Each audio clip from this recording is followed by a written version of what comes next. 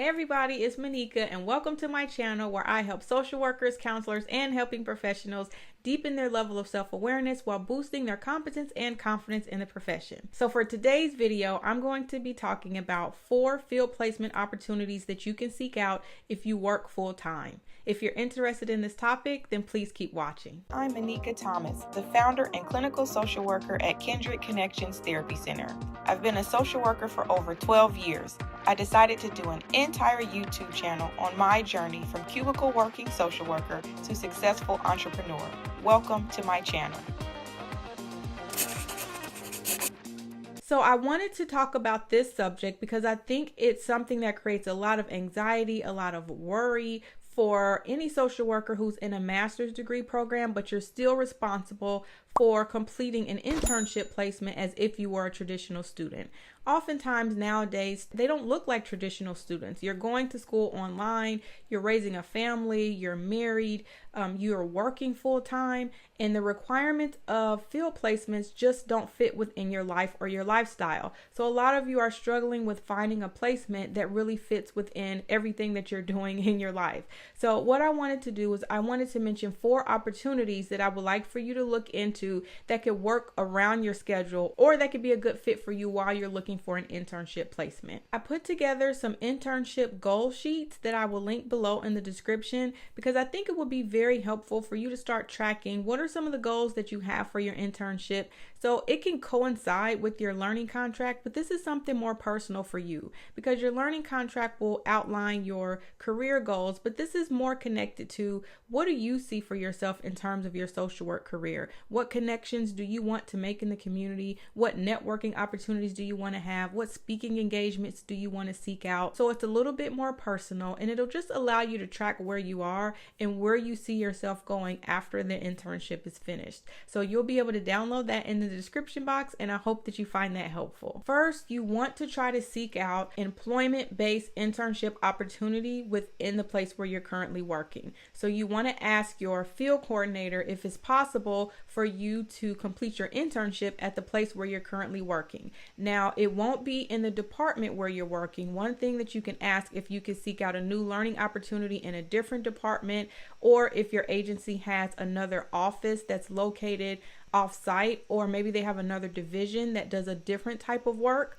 So you can see about doing your internship placement there. So for example, if you're working at CSB, Children's Services, or an agency like that, maybe you might be an ongoing caseworker, but as part of your field placement, you might screen calls, or you might work in the adoptions department, or you might work with youth in transition. So all of the youth who are transitioning out of foster care. So that could potentially be another area that's still within the Children's Services Bureau, but you're working within a different division within that company. So again, one, you want to look at an employee-based placement. So sometimes with the employee-based placement, it won't be the most ideal place because sometimes you have to work late hours or you might have to work on the weekends. But the goal is to be able to get all of your required hours. So it might be a bit of a sacrifice so you can get in the hours that you need. Number 2, try to seek out a 24-hour facility. That can be a domestic violence shelter in your area. It could be a homeless shelter within your area. It could be a crisis line or a crisis unit. Some place that offers 24-hour help, 24-hour support, or that has hours into the evening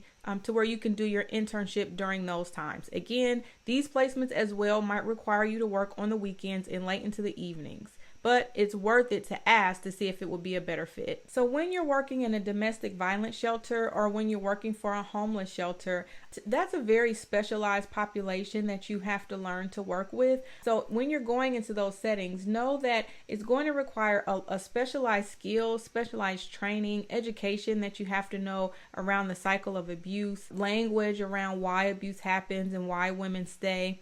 Understanding the fact that women, it oftentimes takes them, what the research says, 7 times to leave an abusive relationship.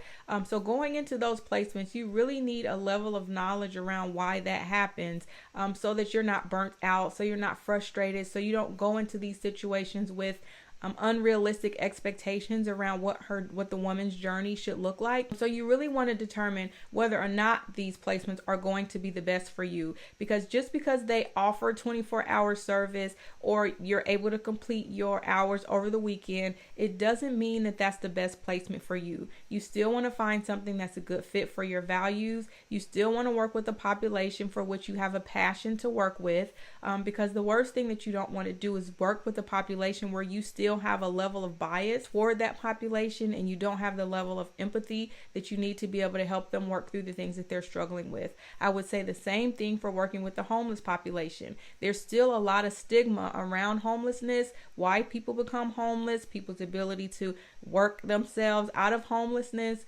or their mindset that keeps them homeless. So if you've really not done the work for yourself to undo some of your own biases around your own perceptions and misconceptions around homelessness and people who are homeless, that might not be the best placement for you, because you're going to begin placing your own value and judgments on those people in the situations that they find themselves in. And instead of you being able to help them where they are, you're going to create an expectation around where you think they should be and the things that you think they should be doing to move themselves out of homelessness. So for some people who are homeless, from your perception, you might think that they don't want better for themselves, or they don't want anything more, or you might hold judgments about them around how can you live like this? Don't you want your own home? Or whatever that might be for you. That's why on this channel, I stress so much about increasing your competence, because you need to know all of the situations that contribute to homelessness and the things that causes people to live that type of life.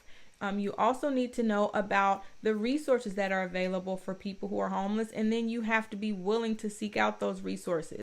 You also have to know what models within your community are they using to deal with homelessness. Homelessness is a national epidemic. So your local county, your state, they might have a local initiative to end homelessness. So that might be a council, or it might be a task force, or it might be a coalition that you really want to get in and dig in and find out all the information that you can about the initiatives that are taking place and the work that's being done, so you can determine if this type of work is something that you actually want to do. So number 3, you want to seek out private practice offices in your area. So oftentimes, if you're able to seek out a private practice office, they don't have the same type of restrictions or the same type of requirements as if you're working at a bigger agency. And because it's a LISW or LCSW who's starting the practice, then oftentimes you'll have a direct link to the clinical director or to the owner who might be able to give you the go-ahead on your field placement. So you're not having to go through multiple people to know whether or not you can do your field placement there. You can oftentimes just talk directly with the owner. Number 4, you want to seek out a behavioral hospital or a psychiatric unit where you can do your internship placement. So again, this is going to be a 24-hour facility. It's going to be open late into the evenings and on the weekends, which could be an ideal placement for you. So when you're doing a behavioral health placement, the thing that you have to know is these can be very intense placements, meaning you're dealing with higher level or higher needs clients. You're dealing with more severe mental health issues oftentimes, maybe dealing with things that you don't feel equipped or that you have enough experience working in. This is going to be a really good opportunity for you to consider, because this is really going to get your feet into the field, and it's going to give you a wide range of experience of working on a multidisciplinary team, which is really going to be helpful for you knowing how to coordinate care, how to advocate on behalf of your client, and see the priorities that each provider has that they oftentimes have to bring to the table to help service the need of the client. So this could be a really good placement for you, even if you don't see yourself long-term working in a psychiatric unit or working in a behavioral health unit or facility. It could still be a really good experience for you to get your foot in the door and to utilize some of the tips that I mentioned in the other video.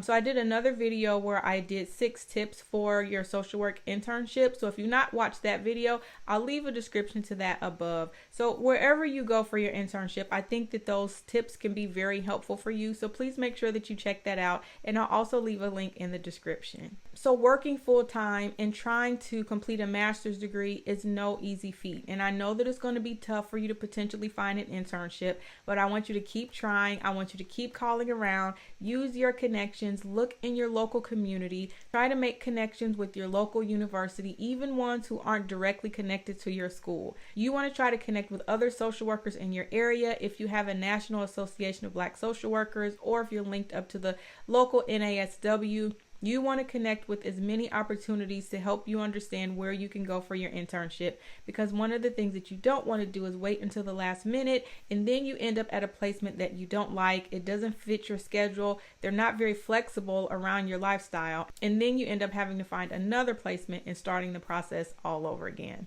So I hope you found this video helpful. So if you have any other ideas of potential internship placements for those who work full-time, please leave those below in the comment section. I really like to hear from you all. Thank you again so much for watching this video, and as always, be well.